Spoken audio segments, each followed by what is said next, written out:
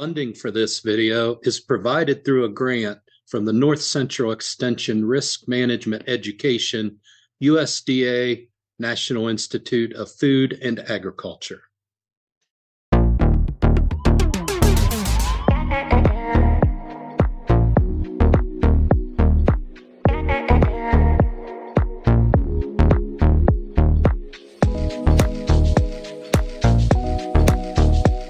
Good morning, sunshine, and welcome to Make Hay in conjunction with The Ohio State University. I'm Kelly Moore, and this is a presentation for you, my farm families, on the Farms spreadsheet, the tool that will get your assets organized and your succession plan rolling. So time to fill up that coffee cup and gather your info. Let's make hay. Good morning, sunshine, and welcome. Today, we will be navigating and inputting information into the green tabs on the Farms spreadsheet. We'll be highlighting the Financial tab today and the Life Insurance tab. Let's get started. The Financial tab. Hopefully you have gathered your financial information. You have it in front of you and hopefully in a notebook. And you'll start to name the bank account names, or the bank accounts, excuse me. So in our example here, John and Jane own a Chase checking account. You'll use the drop-down menu. Checking, savings, money market, CD, or other. You choose checking. You'll enter the balance, the last 4 digits of the account, the owners of the account. In this case, it is John and Jane together, jointly with rights of survivorship. Beneficiaries of the account, which is Joe and Susan. And here, because Joe and Susan are joint beneficiaries, there is no contingent. A lot of the banks will allow you, even though it is joint with rights of survivorship, which means if John is deceased, it automatically passes to Jane and vice versa. A lot of banks nowadays will allow you to add an additional primary beneficiary after the two, John and Jane, are deceased.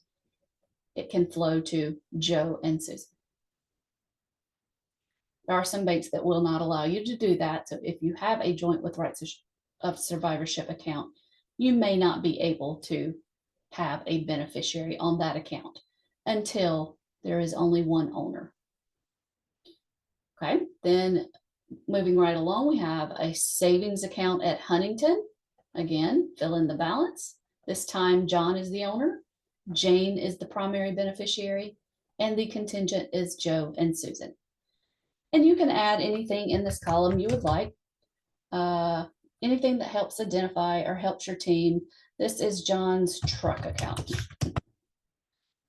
Okay, that would be your bank accounts. And you see how the balance is totaling up here. If we added another account at 25,000, you would see how the balance changes here. Okay.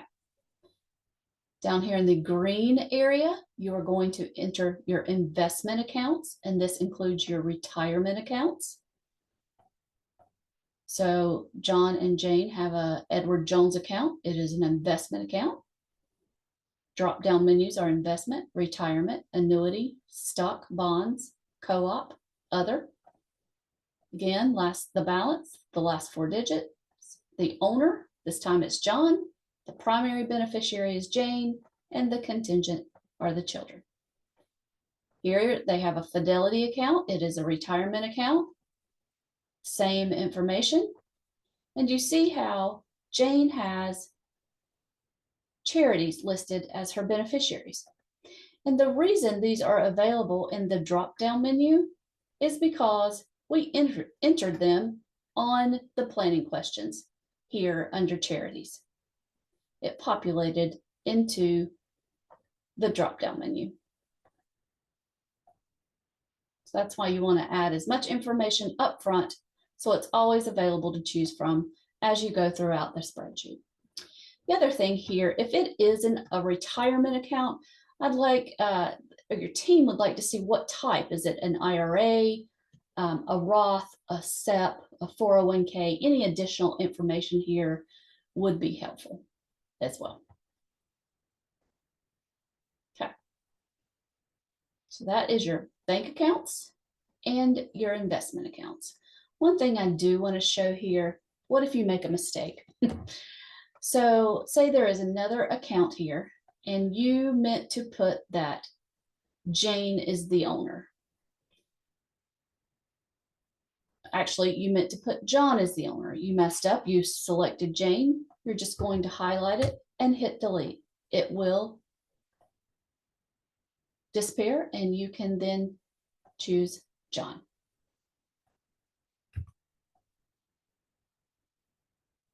All right, moving along to the life insurance tab. So just like the other tabs, you will look at your policy. You'll input the name of the insurance company. Then you'll choose the type. Here we have whole, term, variable, universal, other, not sure. Then you'll put the policy number. Current face value is not that important. The most important thing here is the death benefit. What is the death benefit? Okay, who is the owner and who is the insured? Usually this is the same person. The owner will be the insured. There are policies, old policies, that may have the owner and then someone different as the insured. Okay. Then you will name your beneficiary, your primary, and your contingents. If this were a term policy, say this were a term, then you could put something like 25-year term in this other information and maybe the maturity date of that. Okay. And as you see, as you input, it will add up your columns. Okay. Lastly, down here, you will have an irrevocable life insurance trust area. Not everyone has an irrevocable life insurance trust, but if you do, this is where you would enter that information. It would tell us the name of the insurance company, the type of the policy number, the death benefit, definitely. Okay, the owner here is going to be your trust because it's owned by a life insurance trust. If you have one of these and the trust is the owner, over here, I would like you to tell me who the trustee is. In this case, the trustee is, I don't know, Tim Smith. Okay. So the trust is the owner. The person who is the insured is the grantor. So John or Jane, or both if it's a second to die policy. And then the beneficiaries, you can choose the beneficiaries who are listed in the trust.